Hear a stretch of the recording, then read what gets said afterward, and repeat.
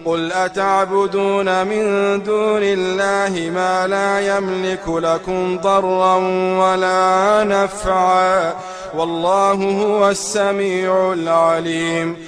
تو ورته ووایه آیا تاسو د الله تعالی نه غیر د هغې شي عبادت کوئ چې تاسو د پوره نه د نقصان اختیار لري او نه د نفع او هم د الله تعالی ښه اورېدونکی ښه پوه دی.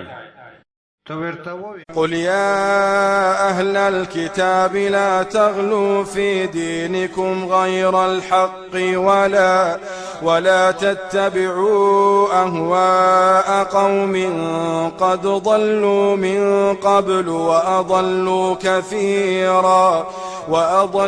كثيرا وضلوا عن سواء السبيل.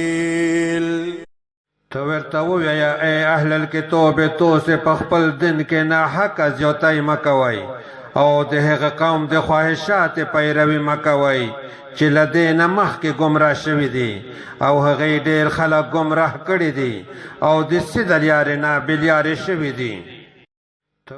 لعن الذين كفروا من بني إسرائيل على لسان داود وعيسى بن مريم ذلك بما عصوا وكانوا يعتدون.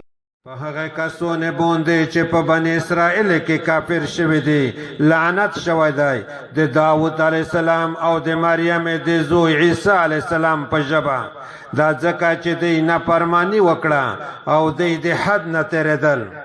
په هغه کسونه